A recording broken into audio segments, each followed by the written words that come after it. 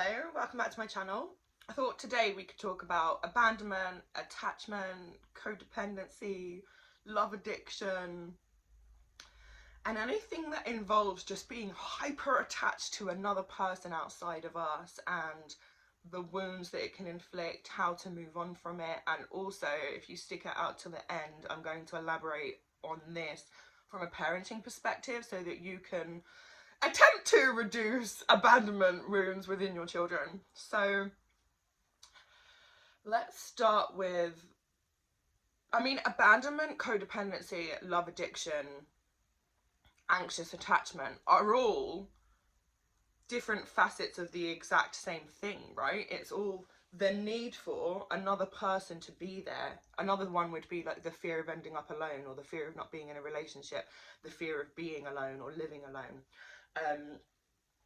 And it all comes down to needing an external person to be there to support us emotionally, to validate us, and just to feel generally like we have a place in the world. Because people who find themselves in these type of patterns tend to have an unstable sense of self, and this is as a result of the abandonment wound that was placed in childhood, right? And so what happens when you're a child is you need a lot of mirroring, you need a lot of validation, you need to have your power shown to you, you need to be shown how special you are, you need to be told how special you are, you need someone to be there consistently for you.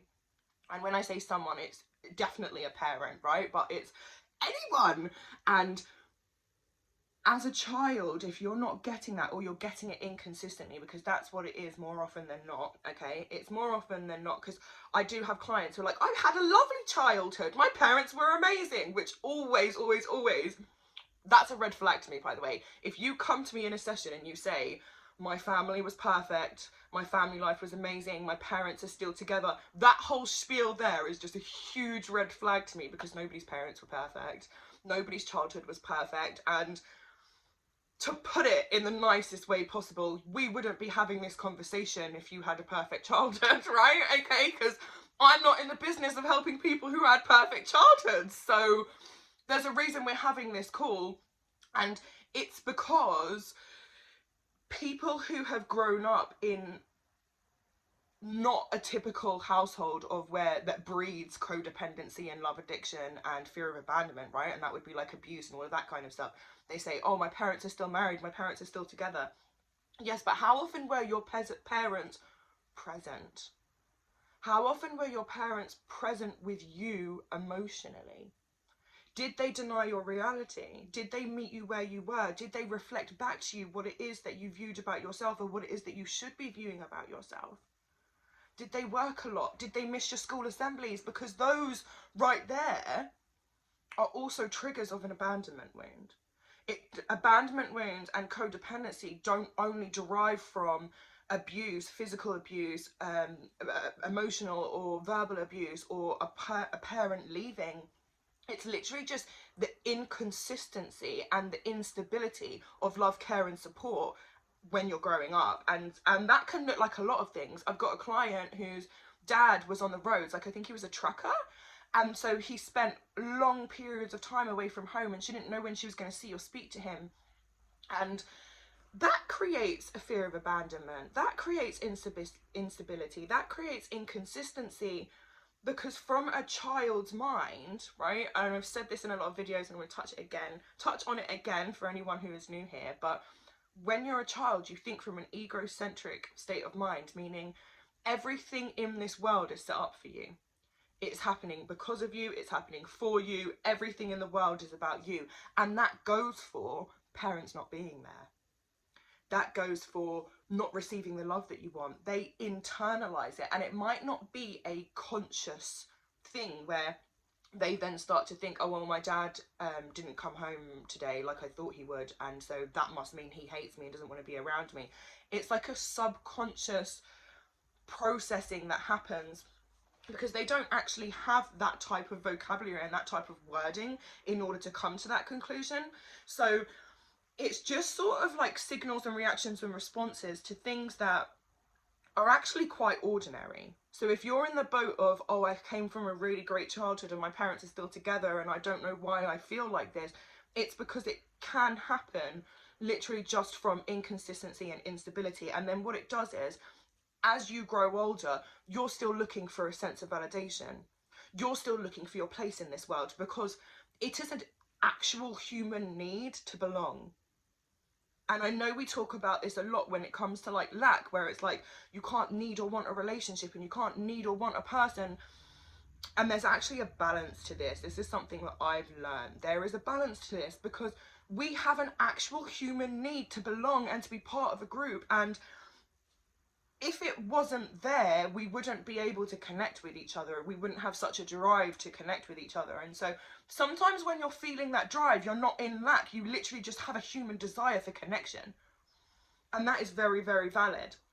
And the problem is that we then grow up rejecting that need for connection, rejecting that need for connection or support or love or care, because we shame it. We think it's embarrassing. We call it needy. There are actual words in the vocabulary that people use to shame these types of people who are looking for love and support. Clingy, needy, crazy, and the list goes on. And so when people identify that emotional experience within themselves, they don't allow themselves to freely express it. They don't allow that emotion to freely flow through their body, because it is a shamed encounter. By the time that people reach adulthood, when they've got an abandonment wound, they've usually come to one of two conclusions. And it will either be, there is no point me expressing and communicating my needs or desires in this moment, because it will either be ignored, dismissed, or invalidated. Or they will have come to the conclusion that getting the love, attention, and care that I want, need, and deserve only comes from extreme efforts to get it, okay? And this could be a pattern where, say for example, over the course of their childhood, they weren't given the attention or care that they needed unless they acted up, unless there was some sort of negative behavior, and then they'd get some sort of validation or reinforcement. Even if it's a negative one, it's still, negative reinforcement will still light your body up in the same way when you're craving attention and connection.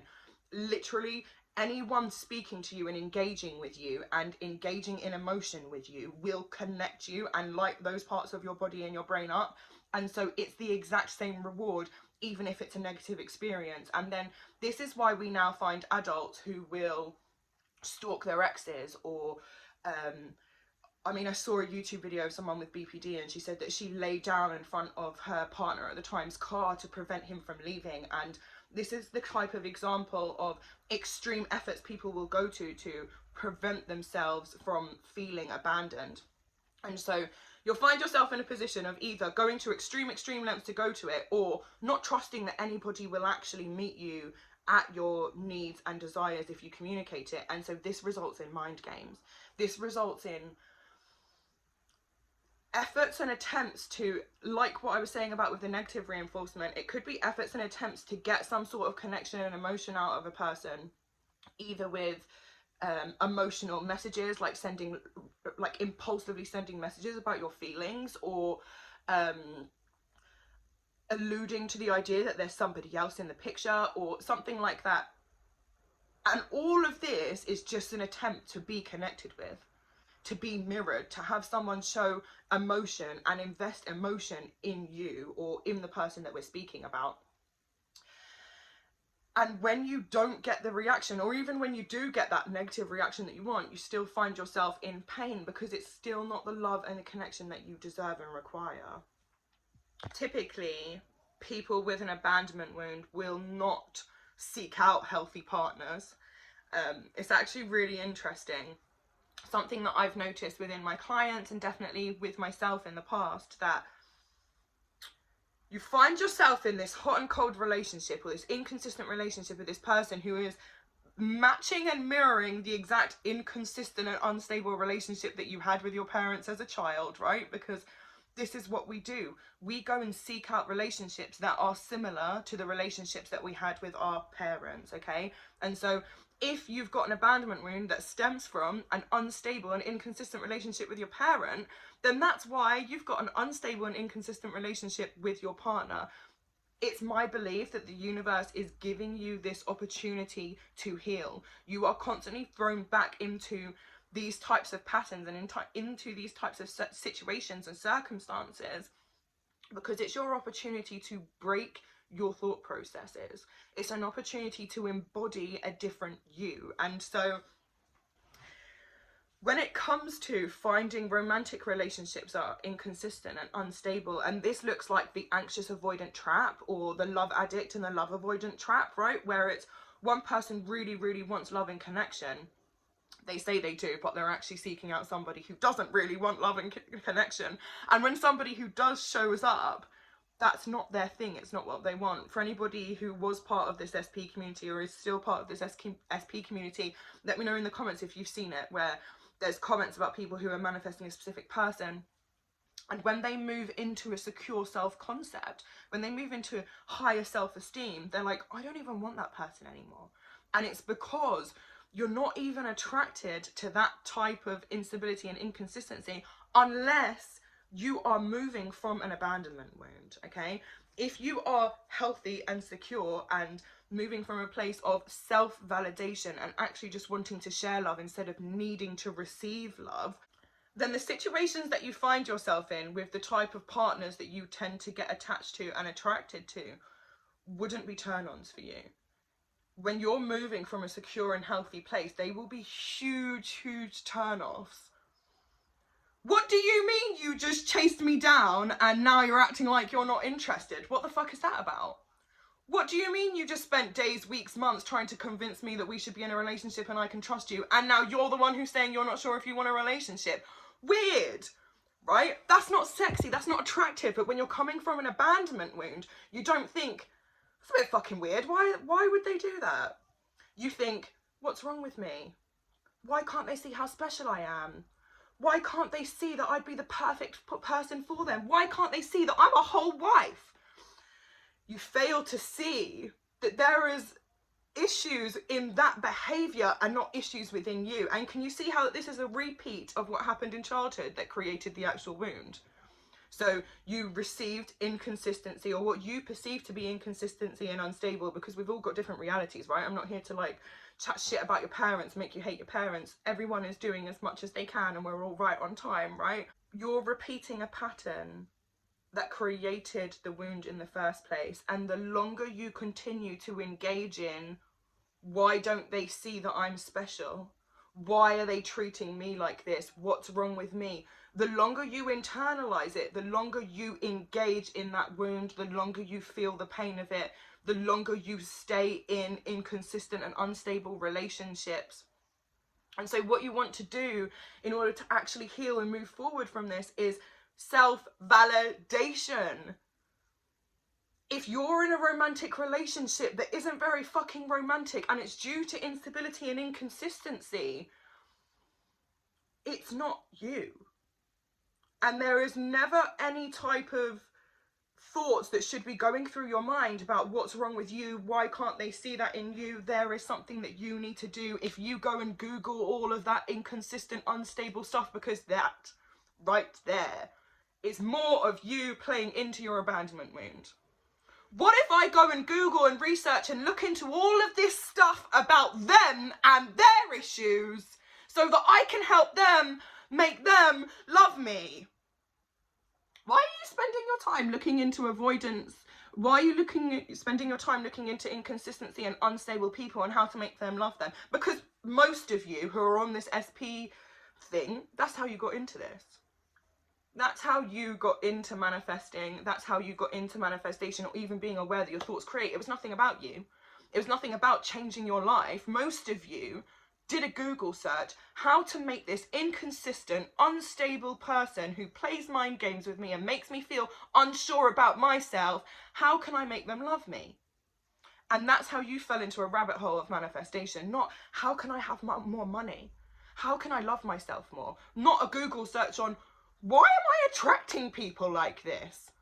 What type of relationship is this? How do I heal from this? How do I ensure I never, ever get attracted to a person like this again? Because your focus is still on them, and that is still abandoning yourself. You are in such a pattern and a habit of placing other people on top of you, prioritizing them, making them more important than you, prioritizing their healing over yours. And I say it because I've been there twice. I've been there twice, right? Okay? And actually, all of that is just further attempts to not come home to yourself and understand that you're perfect and beautiful and whole. And when you're from a place of, I'm perfect and beautiful and whole and I'm special and I'm an incredible and amazing person, not I'm an incredible, amazing wife that someone would be so lucky to have. No. I'm an incredible and amazing fucking person. And I don't know what kind of treatment that was that I was putting up with, but it's not it. And that's not what I'm going to be tolerating moving forward. Because I now love and validate myself. When I am seeking or needing attention, love and care, I am putting that energy back into myself. Unless I'm able to identify that I have a pure and genuine drive and need for connection at this time. In that case, I'm going to go and have a phone call with my friend. I'm not going to respond to the text message that's like, do you want to come over, when it's been weeks or months and we haven't heard from each other. You have not even come in with an apology, not even a how are you, now you want to come over for a dick appointment. Ladies and gentlemen, we need to do better, okay? We need to stop asking for more commitment, more consistency, and start giving it to ourselves. Stop breaking your own promises when it comes to these people, okay? You say to yourself, oh, I'm not going to engage in that type of behaviour, and the second they text, there you are, right back there again. You're being inconsistent with your damn self. You aren't being stable in your own love of yourself. How can you ask other people to? And it's not that people can't, because I do believe that people can still love you even when you're showing up like this, right? And I know that to be true because I love you, and I've got friends and I've got clients or people who engage in this type of pattern, and I love you. And so I know that you can still receive love, but not from the type of people that you chase and attract in that way. The difference is you don't show up in our relationship in the way that you do with them. And the way that you show up with them, either excessive attempts to get love, attention and care, or mind games to try and get an emotional reaction and to get love, attention or care. I've just realised I've spoken for like 18 minutes and I haven't even really got into the thick of this video. I could write a book on this shit, man. I swear to God, I love talking about this stuff. So, how to actually heal and move through this is to start validating yourself, okay? And that means with affirmations, that means with when these types of scenarios and situations come up. So if your abandonment wound is being triggered, it's about being present and being aware. And the reason why I went really in detail and in depth into how this wound manifests in our lives is because I want you to be conscious of it. I want you to be aware of the way in which this manifests in your life and in your relationships, because that's the first stage. Once you're present and aware of how this actually shows up in your life, you're able to change it. And it might not be an overnight process, okay? It might not be, I do that. I do play weird mind games because I want love and attention, and now I'm just not going to do it anymore. It might not be that, okay? For me personally, it took me I've been spending the last 2 years actively healing this. So it's taken me a minute, but I'm here. Like when I first started, so I was actually gifted this book. I thoroughly recommend you buy this, okay? I was gifted this book from my friend. She actually gave it to me for a birthday present. And it changed my whole fucking life. When I first read this 2 years ago, I was 70% anxious and 30% fearful avoidant. Yes, that's 0% secure, guys. 2 years ago, 0% secure when it came to attachment, love and relationships. I'm now speaking to you today at 70% secure. 70% secure, 0% anxious and 30% fearful avoidant. So now I'm moving more into a space of learning the balance between red flags and actually just completely avoiding people, right? Because now I've got the discernment and awareness and consciousness of my patterns. And so just being aware of what it was that I was engaging in immediately and instantly helped me to lift it to begin with, because just being conscious of it, even after, so I said this to one of my clients because she says like she feels like she keeps relapsing when it comes to this abandonment stuff. Even if you catch yourself after, that's still progress. even if you find yourself sending out these really embarrassing text messages, because again, they don't have to be embarrassing. You don't have to shame yourself for feeling this way, okay? But if you find yourself resorting back into an old habit that is a cry or a need for attention, love, and affection, understand that even just your ability to catch yourself after is huge progress. And it's only a matter of time before you start catching yourself in the moment. And then after that, it's only a matter of time before you start catching yourself before. And then after that, it's only a matter of time before it doesn't even cross your motherfucking mind. And so I want you to be aware that this is going to take time. And the one thing that I've done on my channel that I really regret is I try to shy away from talking about time, and I try to talk about how quickly you can heal this, because I want you to do the work. And what I want you to know and understand is the times it's going to pass anyway.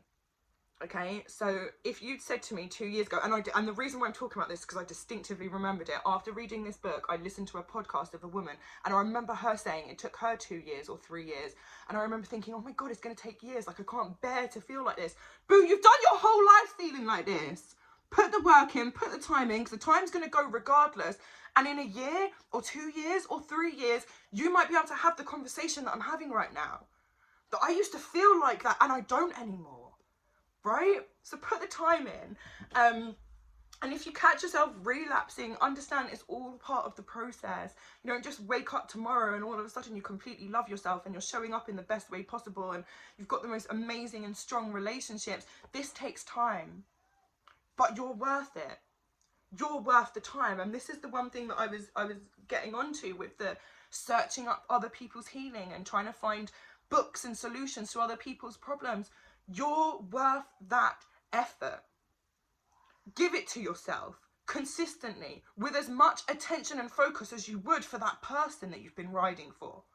It's now time to ride for yourself. It's now time to love yourself and show up for yourself and not tolerate bullshit. And that looks like embodiment more than affirmations.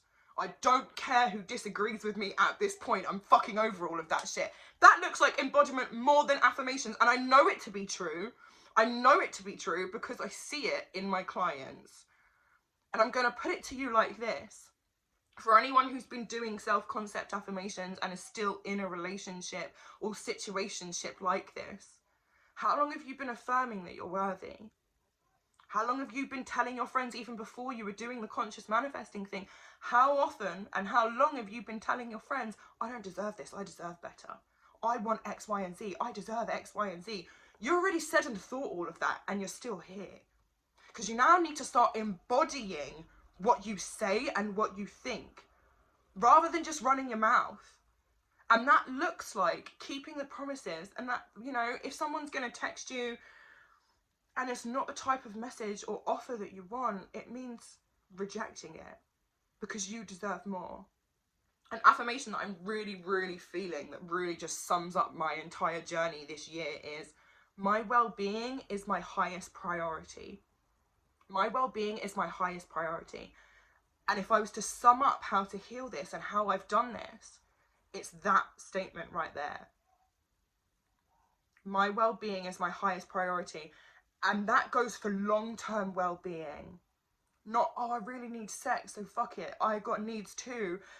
How are you going to feel in a day, in a week, in a month's time? How much are you going to trust yourself? How much are you going to hate yourself for putting yourself back in that position? Because that's where all this stuff comes from. It's not even about them and what they're doing and the way they're treating you. It's about what you're allowing and the situation that you're putting yourself in. And once you start to realise you're worth so much more, and when I say realise, I mean actually embody it, not say it, not think it, not tell everyone who will listen, not cry to your partner who doesn't fucking care about what you have to say. There's no other wording for you to use to get them to get it. It's you who needs to get it. Okay? And your words and your thoughts aren't enough. And I know that you know that that's true. That's why you're still watching these types of videos. So I want you to embody love, respect, consistency, and commitment in whatever way that looks like to you. That looks like showing up for yourself on a daily basis. And if you have to start with, I've got a self-love Sunday, and that's how I started this. Is once a week I'm just going to specifically spend an entire day checking in with myself, being aware of my emotions, being aware of my needs, being aware of my desires. Because when you've got an abandonment wound, this stuff doesn't come naturally to you. You weren't modeled this. You don't get you in the way that you're supposed to. And that's why you're still seeking and needing other people to show and tell you who you are and make you feel special through their love. But what you fail to see is that exact same destination that you seek actually comes from the love for self. Okay? And if you're even at a place of, well, I don't know how to love myself, because that's very fucking real. That is so real. Okay? You don't know how to love yourself. I literally have people book sessions with me and ask me this question, and they always say, I'm so embarrassed. I've been talking for so long. I hope if you're still with me, A, press the like button because you definitely liked it, and B, thank you for listening. Where do I want to go from here?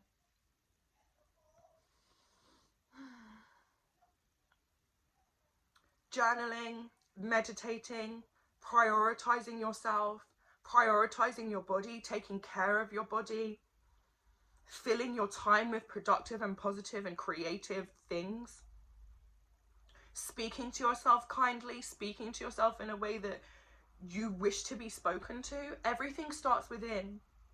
Whatever it is that you're wanting to mend and fix in your relationship or your situationship starts within.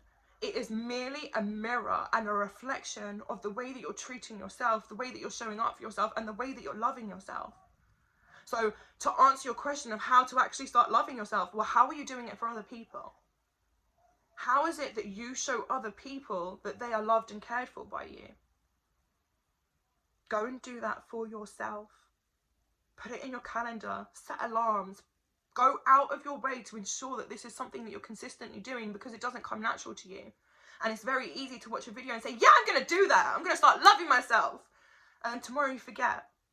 So I want you right now, go and put a fucking alarm in, put some things in your calendar, journal out days that you're going to assign to yourself. And just be part of this process. Just start taking steps. You'll get there. And when you do, like, it's incredible. Like, I could actually cry. It's amazing. Okay, so let's talk about parenting and the abandonment wound. If we know that lots of mirroring, lots of communication and lots of validation is required in order to create a stable sense of self, then you as the parent, that's your job. It is your job to be reflecting back to your child their personality, the good things about them, the way they make you feel. One of the things I always tell my son is he's the best thing that ever happened to me. He is the most special and important and best thing that ever happened to me. And I always tell him, I'm so grateful I got you. I'm so grateful that you're my son. I couldn't have asked for a better kid. I always say that I hit the kid jackpot. Okay, and these are the types of words that I use to him to let him know that he is more than I could have ever expected. Because a lot of the time, if we look at adults who have got issues with their parents, a lot of the time it's they feel like they didn't meet their parents' expectations. And what I want you to be doing is having no expectations of who your child is supposed to be. You want to be reducing the expectations that you have on yourself and on your child, because we are all perfect and beautiful as human beings, and it is your job as a parent to just constantly be reflecting that back to your child so that they don't grow up thinking that they're lacking or that they're missing or that there could be things that they could have done better or do to be better. It's your job to be letting them know all of their strengths and reframing even whatever it is that they perceive to be weaknesses, or whatever it is that you perceive to be weaknesses. It's actually more about your own mindset work than it even is when it comes to like validation and consistency with your child, because a lot of the issues actually come from the way you define them. So I get a lot of the time, why is my child lazy? And I'm in these like mothering Facebook groups, and why is my child so lazy? Because we're homeschoolers, right? So that tends to be coming up a lot. What if your child's not lazy? Don't put that onto them. What if your child's uninspired, uninterested, wanting to study something else, not feeling their best? And it's about creating a safe space for your child to be exactly who they are at all times, without judgment, without criticism. It's about being completely compassionate and patient and understanding. I think one of the biggest things that people mess up when it comes to parenting is they don't understand that children are humans. They think just like us, right? They have problems. It's like one of the things that my mum used to get really annoyed about when I was a kid is if I drop a glass of water. I now don't tend to like sweat, stuff like that when it comes to my son, because I'm clumsy.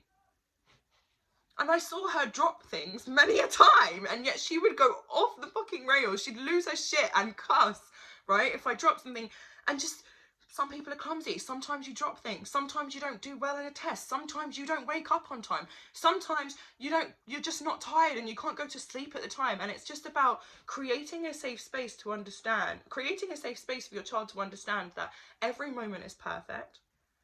And that they're okay, that they are loved and supported in everything that they're doing and everything that they're being and everything that they're exploring. I think something really important to remember is that children are exploring the world, children are exploring who they are, and it's our judgment and the meaning that we assign to what it is that they're doing or how it is that they're doing that affects the way they then view themselves and the way they view the world or the way they view life or the way it's supposed to be. And I think when it comes to even mending an abandonment wound, because we could even talk about children with parents who have died, lots of validation, lots of communication. And even because this is the thing, we can't avoid situations where we have to work. We can't avoid situations where we can't always be around. And especially when you've got more than one child, there's various ways in which they need to be shown up for. And that can be a lot, right? That can be a lot. And I think communication at an age appropriate, using age appropriate vocabulary can be really powerful. So for example, I work every night. I work at night. I'm with my son all day and then I work at night so that I can spend the day with him. But that then means that like bedtime scenarios, I don't spend with him. And that's something that he likes. And I communicate with him. Mommy works at night so that I can spend all day with you because I love to be around you. I love spending time with you. So I forfeit Mommy's time at night and bedtime with Rio so that we can spend all day together, you know? And this helps to reframe the situation in his mind because, again, children are only able to see it from, like people, are only able to see any situation from their level of perspective or consciousness. And if we know that children are acting from a level of consciousness where it's, why is everything happening to me? And sometimes if people aren't around me, then it's an issue with me. Then it's just about communicating with that with them. It's about treating your child as an equal. I think another huge thing is not invalidating their emotions. And this is something I've really, really had to work on because sometimes I'd be thinking it's ridiculous. I'm like, what? Why are you crying? I don't understand. Obviously, I don't say this type of thing, but, you know, even saying stuff like, oh, you're okay, it's okay. How about you actually try to listen to what it is that they're saying? Imagine if you as an adult had an emotional experience and you went to your friend and they said, it's okay, you're okay, no, stop crying, it's okay.